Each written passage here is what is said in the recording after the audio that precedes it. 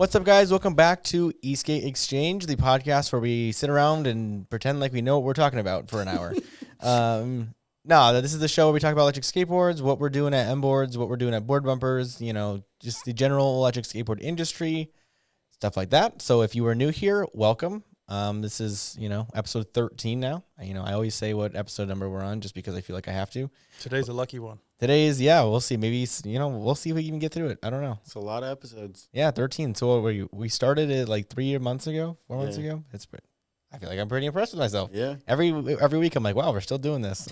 Mark's People are officially still a watching. pro now. So. Yeah. Mark's in it. Mark talks a lot. I've been in the majority of them now. Have you now? I think so. Okay. So, Mark, I have some feedback for you. Someone commented. It said, he said, Mark's white legs hurt my eyes. You live in Cali, bro. Go ride and get some sun. I don't live in Cali. We live in Vegas, so I was like, same thing. Nevada, but also, stop bullying me. He goes, just messing. Looks forward to seeing your company grow. So he's just messing with you. Yeah, But, no, I understand. So, these angles aren't always the most appealing, sometimes. But I am very white, though. yes, for sure. We made him wear pants today. Yeah, I used to be a competitive swimmer, too, and I'm still so white. yeah. Spent all day outside every day and still Yeah. just can't get a tan on, apparently. You know, one thing I'm glad we don't talk about or do are reviews. We're not doing one today, right? A review? Yeah. No, we don't. I talk really about don't like reviews. I don't know why, but What do you mean reviews? Okay. like when people review a board or a wheel, like it's boring to me, honestly. Oh. I just want to go out and do it myself. Yeah, Right. I think reviews have value, but I think most reviews are somewhat biased anyways. Oh, for sure. I think most boards are great. Honestly, I think most boards are fine, are good. And honestly, I think every company has issues. Every boards have issues once in a while. Yeah. And I just think that like a review I don't know. To me, it It just seems just kind of pointless to me. I don't know. I feel like the only way that you can really experience something is to do it yourself. So yeah, send us your parts. We'll do a review. And then not tell anyone about it. Basically. Because we're going to review it for ourselves. We're just going to do it for ourselves. Yeah. So this is our last episode until Christmas, right? Is that correct? Yeah. So the next episode you guys watch will be our New Year's episode, and it'll be a year in review. We'll talk about all the things we did this, over the last year, what, how our companies grew, what we did. But does anyone have any holiday plans? You guys going anywhere? I mean, Mark, you're my brother, so I know where you're going. You're going nowhere. We're going absolutely nowhere for Christmas. That's so nice. Yeah. Going nowhere. We're going nowhere, which is where I want to be. I want to be right here at home. Yeah. You staying home? I think we're staying in town. We got a lot of family here, and perfect. Yeah, weather's beautiful. December, for sure. Yeah. I mean, except yesterday. Yeah, yesterday was brutal, but yesterday was like so insane windy. Winds and some flash flooding. But other than that, today we're fine. colder than most places today. Even like Colorado was 60. Chicago I saw was in the 50s, and we woke up it was 32. Yeah, so like Vegas is we have some our weather is usually pretty mild, but like we are in a desert, so like the highs get really high and the lows can get very low.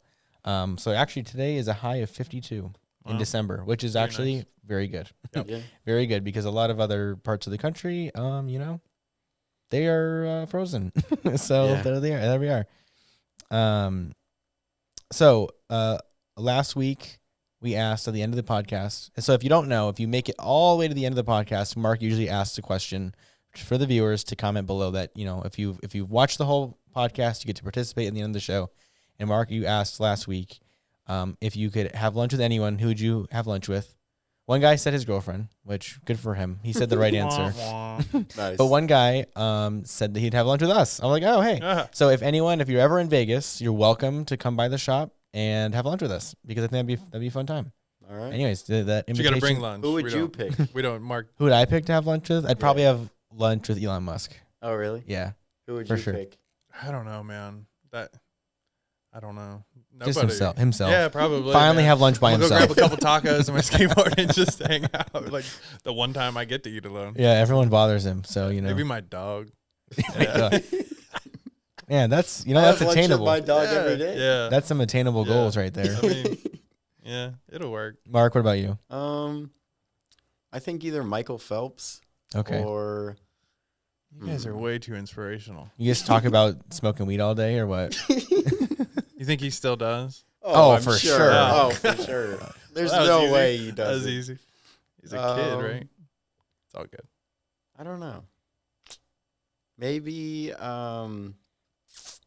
like Andy Potts. He's like a professional triathlete. Oh yeah, I know who you're talking always about. Followed. Yep, for sure. Would you eat like cheeseburgers with him? Do you think? Or no, they probably eat way healthy. Yeah, we probably have to go eat some salads and some chicken breast. See, to me, I feel like you got to get one of those guys and just to sit there and go and like eat like 100. What's the dude that does the hot dogs? Like I would have lunch. Joey Chestnut. I'd have lunch with him. Smash some hot dogs and be like, "This is fun."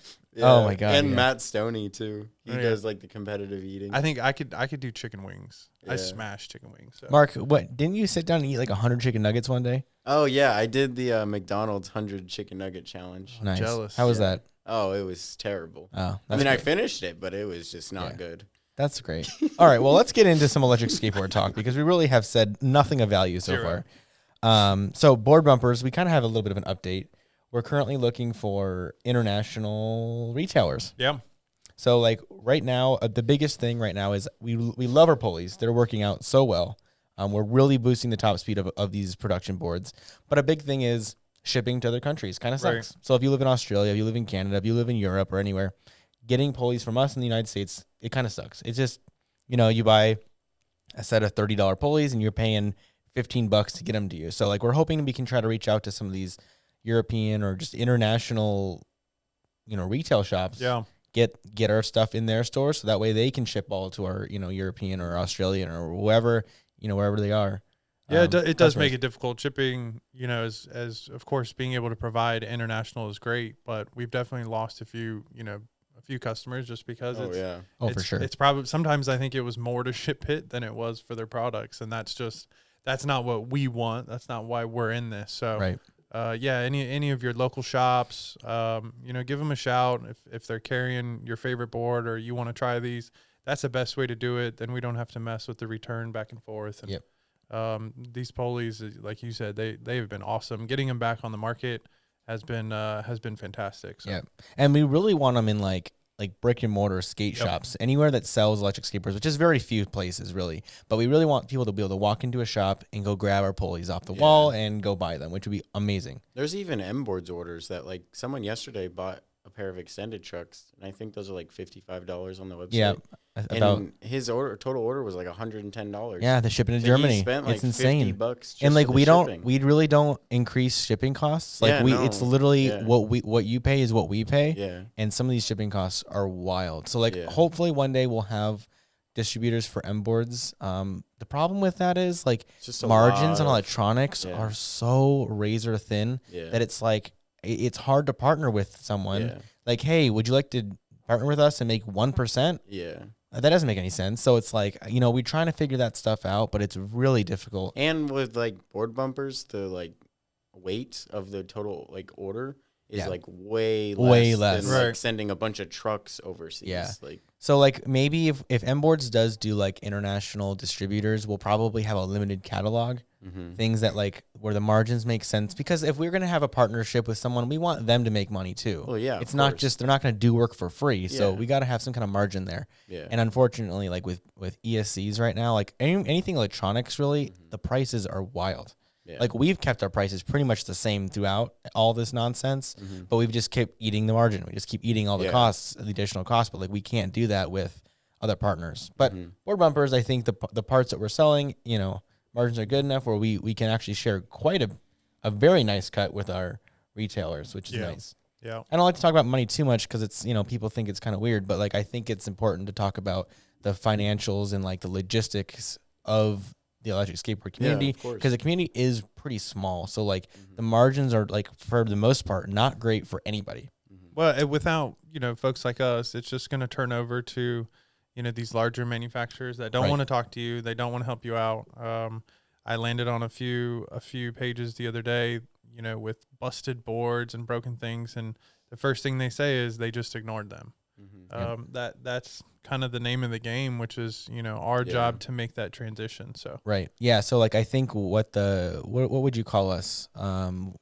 Like we're like the boutique shops, I guess. Is that what we call or referred to? I've heard that multiple times. Yeah, you could say that. I mean, board bumpers no. Boards, yeah. Board bumpers no, because like almost everything we sell is like literally our own design manufactured part. But like for me, like as like kind of the same parts, but just a smaller store. Yeah, so we're selling like other parts, other brands, but we're a smaller business. It's not all like for MBoards, like we have like Flipsky, however you want to say it, their products.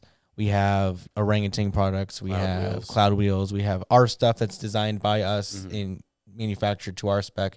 Then we carry Fock boxes. We carry a new thing that's coming up, Stormcore, pretty soon. So we have all these different brands all in one. And yeah, I think it's the job of the small businesses to keep the corporate Esk8 people, big Esk8, in line, right? Because, you know, we're companies like ours, we're able to drive the innovation. Ultimately, you'll see, a lot of the parts that are in these boutique shops, as you call them, they hit the market 2 years later. So gear drives, for instance, right? You're saying that the smaller businesses are coming out with them first, and then they hit the actual broader market. Correct. 2 years later, right? Which essentially drives us out, right? Or it could, right? If we're not able to continue the innovation, then eventually we just also get pushed out. But it's the support from the communities that keep companies like ours going. Yep. Yeah, and like obviously the small businesses have their own hurdles to jump over. Like even us, we're still learning a lot as far as customer service goes and all that. Although I've been pretty proud of our turnaround times on messages. It's getting better. They've been banger. I mean, like seriously, like I get so many emails.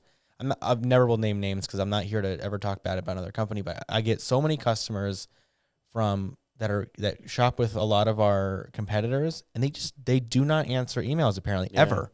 And I don't understand that.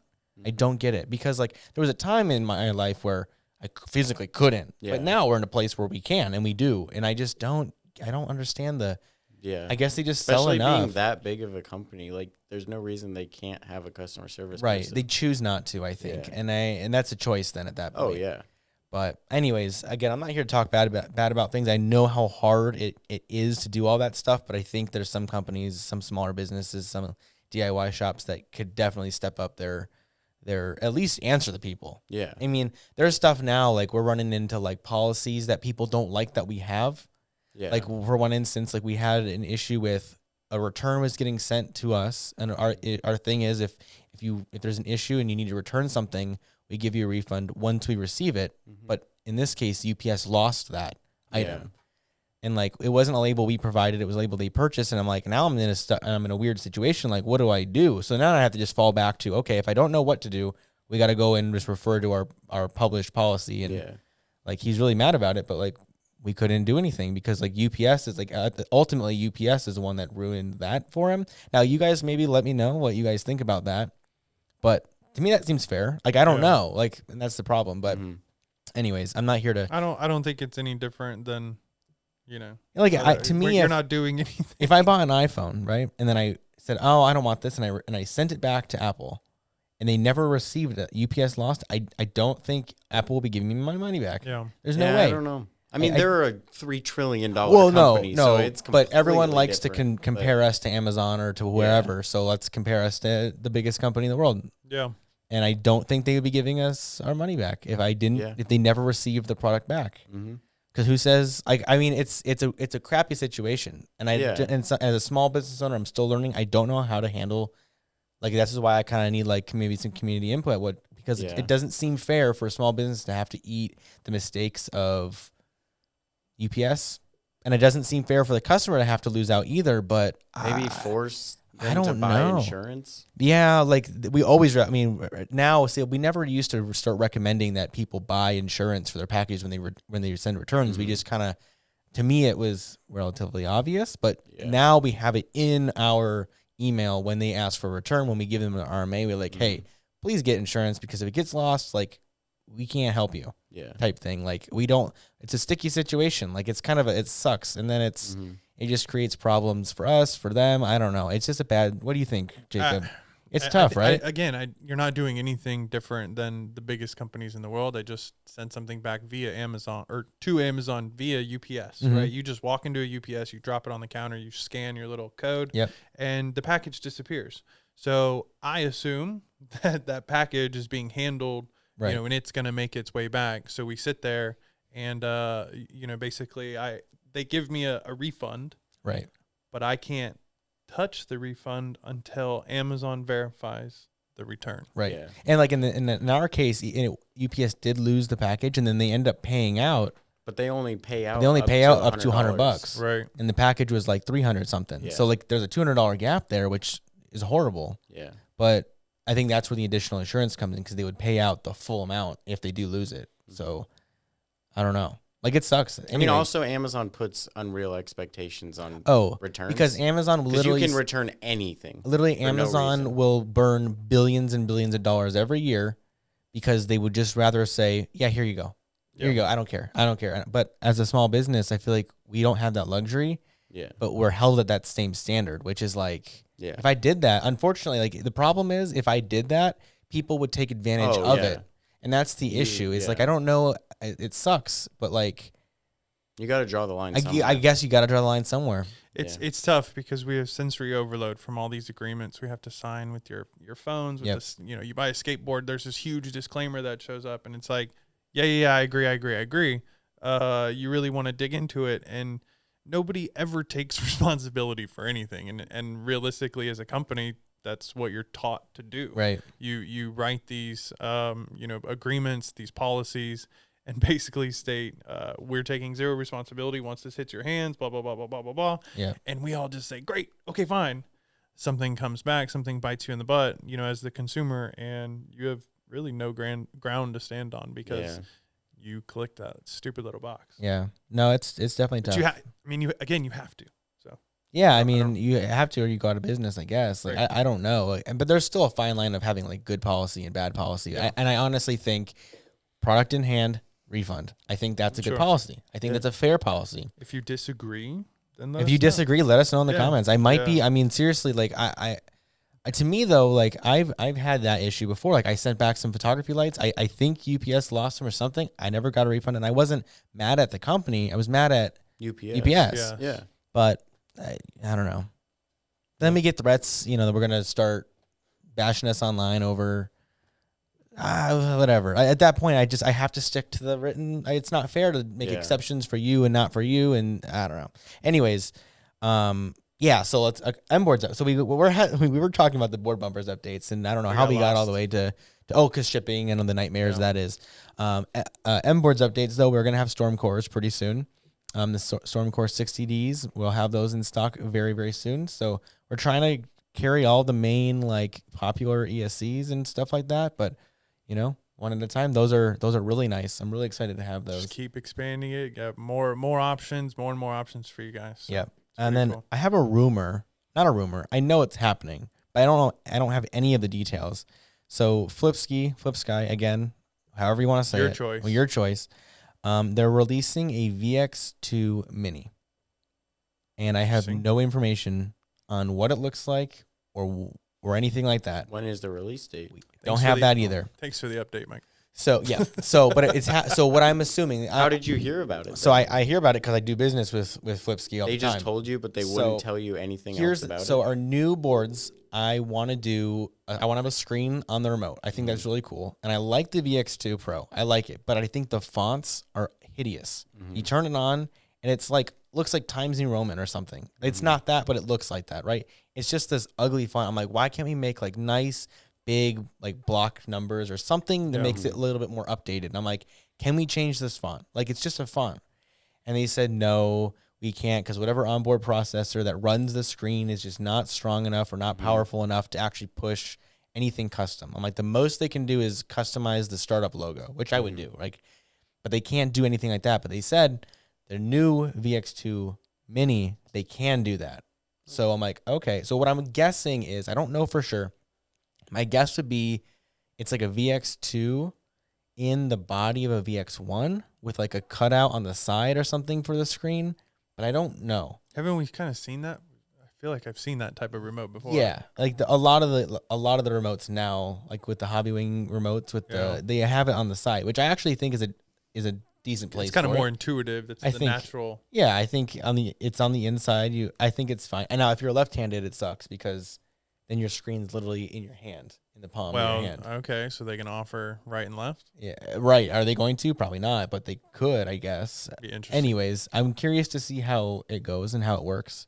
But I do hope we can get custom fonts on there, but because I just think it looks terrible. But obviously, I'm going to pick something reliable versus what looks nice. I've had very good luck with the VX2s. How is that one going to compare then to the VX3? So the VX3's got the multiple trigger thing. Right. I think the VX3 is also waterproof because they're using it for But it had like a newer screen, I thought, didn't it? I don't know. I think the screen's the same. It's the processor that's the problem. Got it. So whatever processor. And I haven't asked for the VX3, maybe, but I think the VX3 is like very overkill. And they're very expensive too. I feel like we're doing a review right now, by the way. Yeah. So anyways, just kidding. I got nothing bad to say about them. Whatever. Anyway, I just thought it was kind of an interesting rumor that's I've never used out. any of those remotes. So. And what I'm hoping is the VX2 Mini is cheaper, probably a little bit more expensive than VX1, but a little bit cheaper than the VX2 Pro, which would probably put it in the $60 to $70 range, which would actually be perfect to me, a well-priced remote. But anyways, interested to see how that goes. Okay, so Christmas is right around the corner. What's on everyone's Esk8 Christmas list?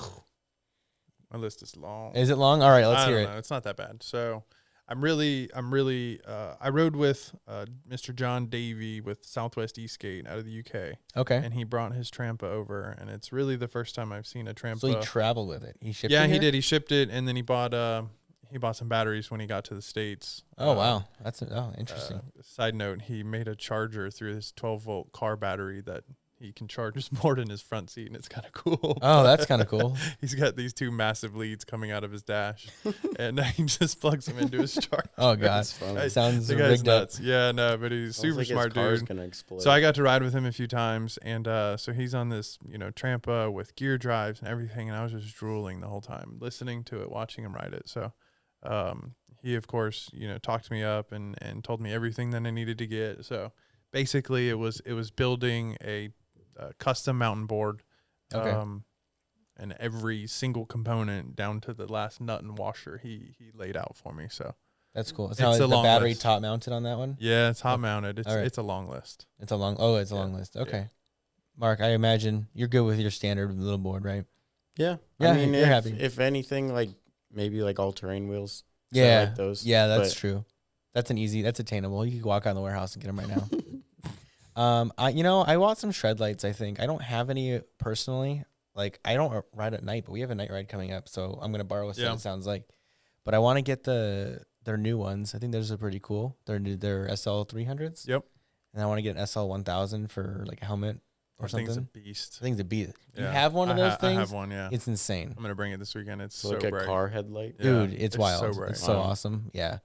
But mainly my Christmas list, I want the new board to be done. That's what I want. But it's not going to be done for Christmas. But around a little bit after Christmas, I should be getting our sample deck, our carbon fiber deck. It should be done. So I should be getting the first sample right around early January. So I'm super stoked to get that, unless it comes wrong, and then I'll be really sad. But you also want the $1,900 Cybertruck quad. Oh, dude, for the kids, I should have bought one of those, dude. Oh my God, I should have bought one because it would have been such a fun thing to just to make a video with. Yeah. But I didn't. Still could. Are they still available to buy? I don't know. I feel like they're probably sold out. Top speed is 10 miles an hour. I know, but we could have supercharged it though. That. Easily. You got a warehouse full of parts. We could totally have fixed that. Oh my God, because we could have easily put a higher voltage. I think it runs off I think it actually runs off a 36 volt system, but I don't know why it's only 10 miles. That's insane. It's huge. So that's but it has a steel frame. It's for a child that has a steel frame. It's insane. I mean, so we could do that. We take the body of it off, throw a big Yeti cooler on it, and you got the best of both worlds. So that'd be awesome. Anyways, it'd be super fun. But I don't know. I should have bought that $50 whistle they came out with too. I bought the Tesla belt buckle, $150 belt buckle. What? Yeah, it's going on eBay for $350. I already put it on eBay. It's insane. Anyway, if anyone, I like talking about Tesla because I think it's a very fascinating company. It's still an electric vehicle. So if you guys don't want to hear about it, let me know. But I really do enjoy talking about Tesla. Have a few shares of Tesla. I like to follow the company and all that. But it's not really Esk8 related, but I really want a 360 cam. Yeah, dude, those are cool too. I have not used those before. I've had a GoPro and it just kind of sits in my garage. I don't really use it much just because I hate seeing that stupid pole in the way all the time. We've had a few customers that have sent us videos of them riding with a 360 camera. It's so insane. It's so cool. It's so cool. Yeah. It's cool because you can get an angle like someone's following you without there being a person there. Yeah, it's really cool. I don't know how it works really, but it's really cool. Like as a film major, I still don't know how that works really, like how the pole deletion works, but it works. So like whatever. A lot of people like run and bike with them, like on, and it like looks so cool. Yeah, I think I'm gonna try to snag one of those this Christmas. Yeah, that's really cool. Maybe a drone. Yeah. All right, so I've got some viewer submitted questions. If you guys are ready. I'm not ready. Okay, let me know when you are. All right, I'm ready. Let's go. Okay, great. What do you do with your boards in the winter? We ride them. It's beautiful here. Yeah. What do we do with them in the summer? Yeah. They sit in the house. You stare at them. Okay, so you jerks, how about you give some input for people with snow on the ground? Safekeeping. Okay, so I actually have a whole video. I mean, it's like a 2 or 3 minute video on our YouTube channel. So for us personally, we do ride more in the winter than we do in the summer because it's the summer. It's 115 degrees out. You can pretty much feel the pavement through your shoes. It's super hot, and our boards do not like it too much. Overheating issues are way more prevalent in the summer for us. But in the winter, for anyone who does get snow and you're not riding, I'm sorry. You should probably move somewhere else. No, but we recommend that you keep your board charged to about like 60%, and every week or two, take your board and just like run the motors a little bit, exercise your battery just a bit, so it's just not sitting stagnant for 3 or 4 months. Yeah. Because what sucks is if your board has any kind of issues with draining, like if your battery's draining throughout the whole 4 months, after 4 months, spring's gonna hit, and you're gonna go to charge your board, and your battery's going to be at a way unhealthy low voltage, and you're going to go, shit. And then you're going to have to scramble for the next 3 months of spring or summer or whatever, looking for a battery, trying to fix your board, and then all of a sudden it's going to be winter again, and then, you're back where you started. So keep an eye on your board. Turn it on at least once a week to check the battery level. If it's getting low, then charge it up at least. I think if you're riding in the winter, if you're able to ride in the winter, there's kind of some assumptions that you have to make. Also, your battery will not last as long. Nope. So don't expect the same range. My battery in my car doesn't last as long. In probably suggest going to an all-terrain because it's gonna hurt your feet. It's like a wooden baseball bat. Oh, and it's that cold. Yeah. Like it's painful. So just things like that. A lot of people will start wearing gloves. I find gloves to be somewhat dangerous. I don't like gloves. Slippery. I won't do gloves. What I've actually tried to do is use like a full mitten. Okay. So you can put your whole hand in. Oh, and you just hold the remote inside of it. Oh. And you don't have to worry about thumbs, fingers, and all that. So that could be a good suggestion. Yeah. So you just don't use the thumb side of it. You have a loose thumb. and sometimes you can find it where there is no thumb. It's basically just like a giant sock. So like a sock over your hand. Like there's golf gloves that golfers use. You can just put your whole hand. There's no thumbs. There's no nothing. It's just a hand warmer. Interesting. Yeah, those are awesome. That's cool. Those work. We need to make a remote with like a built-in heater. No, I'm just kidding. That would actually be kind of cool. It might be kind of cool. That just normally means your remote's about to explode. Yeah, pretty much. Yeah. You'd be having one hell of a battery in there. Yeah. All right. So does series matter in batteries? So like 12S, 10S? Of course it does. Depends how fast you want to go. Of course it does. Yeah. I mean, okay, but let's talk about a limit or something for most riders. Sure. So intro, you're looking at like a 6S, right? At the very least, that's like the minimum standards for me. Is at the very least 6S. Anything lower than that, we're talking a short board on urethane, nothing crazy, insane. So then you go up to a 10S, which was kind of the more production. That was the more standard. Still is around. Things are now going to 12S, so we're just looking at more power. But at what point do we kind of hit that limit? So to me, now maybe the thought was 10S was all you needed ever at one point. Like maybe a couple of years ago, 10S was who needs 12? I don't, Okay. Now we're at 12. Now maybe one day we'll get to 14 or something. Yeah.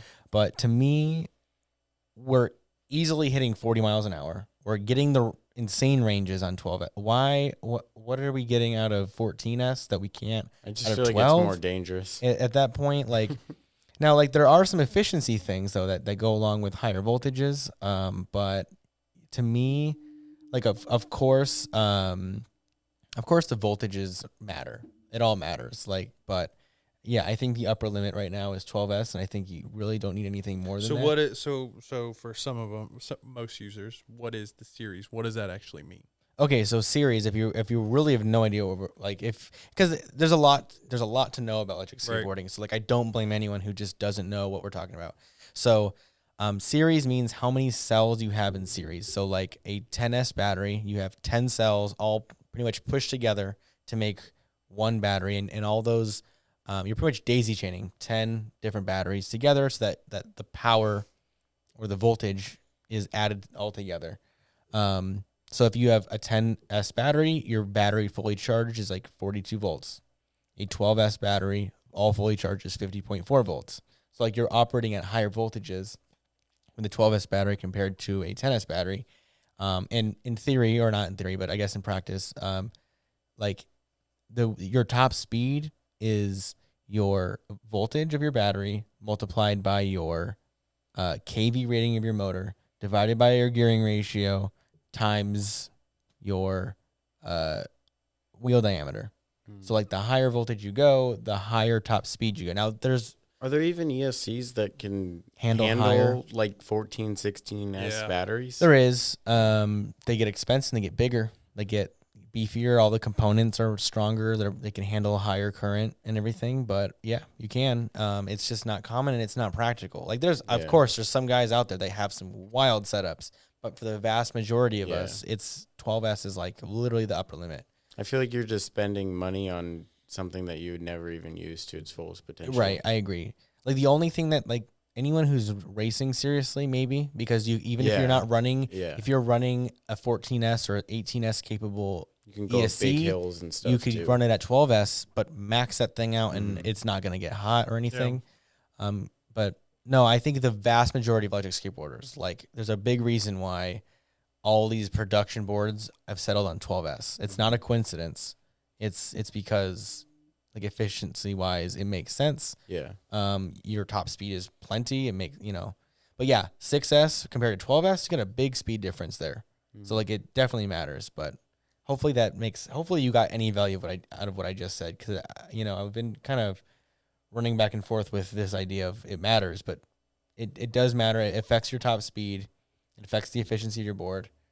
I guess that's it. Yeah, it matters. If you're struggling with choice, just email us and Mark will help you pick one out. Yeah, we'll figure it out. I'll help you figure it out for sure. So the last one is belt drive or direct drive? Belt for sure. Yeah, I feel like direct drive's kind of dead because different than gear drive, right? Yep, direct drives are it was literally supposed to be the next best thing in 2019, and then nothing really happened. So I think direct drives have a time and place. I think they're great.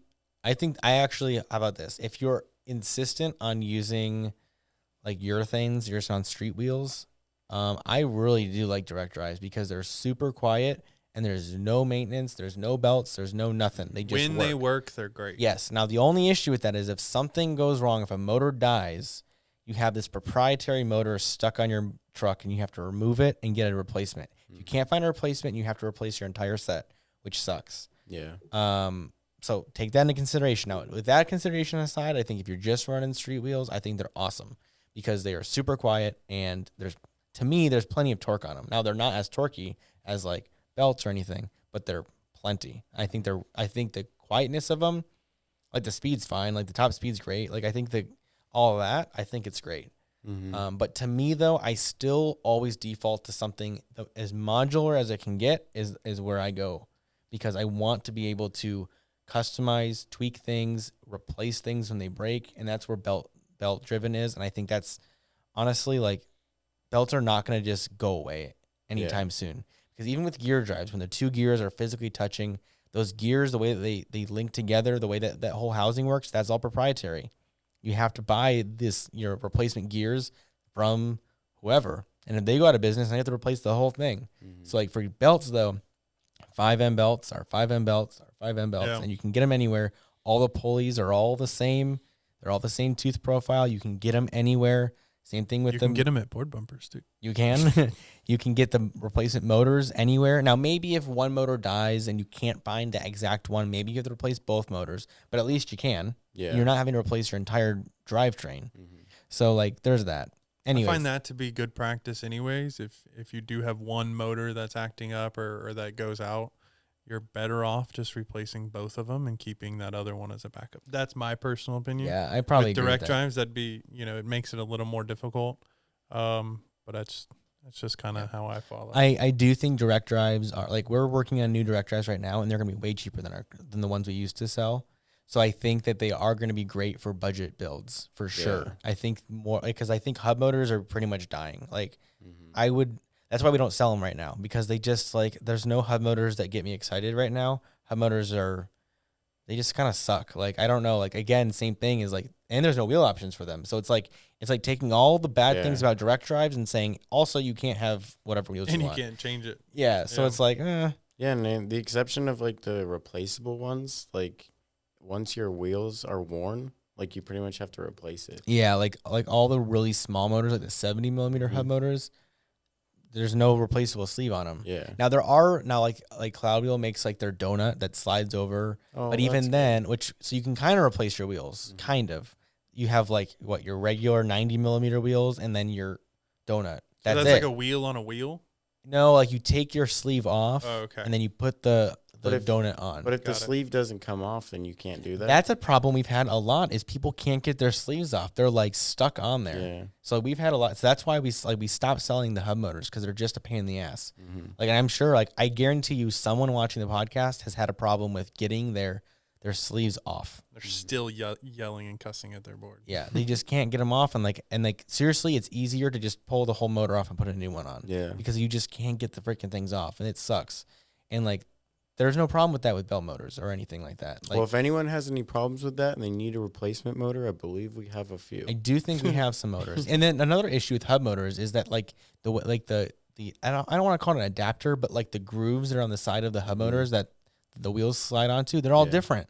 Yeah. So like one sleeve may work for you but not work for this guy. So it's like, that's all sucks too. Where at least direct drives, it's the ABEC core, the Kegel core. Those are all the wheels that we use. Yeah. So like at least that works. At least that's uniform. But everything else, like, that's a pain in the ass. And I still like to know the origin of the Kegel core and who came up with that. I'd like to know who named it. Yeah. Who named that? I'm sorry. Like, is it supposed to be a joke? I don't know. And am I saying it right? I say Kegel because that's how you say the word. Right. Is it Kegel? I don't even know. People make fun of the way I pronounce some things sometimes, so I don't know. I mean, I think that's right. I think Kegel's correct, but still, there's, what's so funny on my Facebook shop. So I used to link. Oh, I remember. I can link products on Instagram, but they will not let me link Kegel wheels because the word Kegel is in it. They won't. They like banned that product from being on Facebook for me. I'm like, that's so weird. That's wild. But I honestly think that orangutan wheels like are on the outs right now with electric skateboarders. I have an absolute shit ton of them on my shelves right now, and I can't like sell them. I'm surprised they haven't come out with something bigger. That's my whole thing. At least if they're going to be in our market, not big enough. Yeah, if they're going to be in our market, there's no way. 97s are right now seemingly like the smallest wheel you should go with on an electric skateboard. And if they would have come out with 97s, I'd buy them. They would have come out with 107s or 105s or whatever, I'd buy them. Like, they were teasing this new wheel like a couple months back, and they dropped it, and it was just like, I don't know, like a 65 millimeter like wide wheel, like a huge contact patch. But I'm like, we can't use that. There's no core. Tell me I'm wrong, but did they do a boosted wheel that was like a larger? Well, they used to do. I don't. Boosted, Loaded used to do Boosted's decks and wheels, but then when Boosted like version 3 came out, they quit using Loaded for their decks and they quit using Orangutan for their wheels. They went and got their own wheels, all of it done in China. Okay. So they used to have it all a nice big deal with Loaded, but now, well, not now they're nothing. But eventually though, they all switched to buying everything in China. So like you can go and find those like boosted 105s or whatever they are. Right. Online, you can buy them still. Like the factory still makes them. They're very expensive, but you can still buy them. So it's really weird. It's super strange. But like, yeah, I think if Loaded would come out with a 100mm wheel, they'd sell a ton of them. Yeah. Like, cause like Torqueboard sells those 110s, and like they are super popular. And I think if Loaded were to come out and do the same thing, they put a big dent in his market share. Because ABEX are getting harder and harder to find. The Right. 107s, and I mean that's really all they have. But those are getting harder to find. Yeah, well, the true ABEX, yeah. Right. Yeah, like now we're all there's 1,000 different clones of them. Right. The original ABEX 11s, I guess you could say. Yeah, those are super hard to find. Like we were trying to stock them, but like it was hard to get a deal going with them. So like I don't know. Cloud wheels are taking over the world. Cloud wheels are taking over the world, and cloud wheels are expensive as hell. Like we're about to be run out of cloud wheels, and like I don't know if we're gonna have them back for a little while because they are insanely like I'm literally not getting them for almost any cheaper than retail. Yeah, it's insane. Yeah. So like it's rough. The urethanes right now are so expensive. Mm-hmm. Like it's wild, but you know it is. We'll what see it with is. that new wheel that they sort of have introduced so far. Yeah, I think there was supposed to be some more info. Cloud wheels came out. So I guess this is an update about cloud wheels. They came out with like a 6-inch. 6-inch Trampo almost. Yeah, so it's like it looks like a 6-inch all-terrain, 6.5 inch all-terrain tire, but it's not a tire. It's urethane. Right. So it's like a That's donut. cool. It's like a donut that you can put your hubs on. So it's almost like the Trampa gummies, kind of, but they're more all-terrain style than street wheel. I don't really know. There's not a lot of info about them yet, but those are interesting. I just hope they can get their unit cost. I think honestly, at this point, they're not really allowing the third parties to buy them up, really, because they're just doing so well on Amazon. Yeah. Which is a shame because I would really like to stock them, but Mm-hmm. I can't stock them if I get, we got to make money. I can't have money sit on my shelves for a year. Yeah. Like, because then it takes away from like producing like some better stuff. Like, it's just, so it's kind of a tough situation, but I also want to have them. So it's like, I don't know. I'm like very conflicted with cloud wheels right now, but we'll figure it out for sure. But anyways, we will be back on is our episode actually going to air on the 1st? Wow. The next one or this one? No, this one will be on like right before Christmas on the 18th.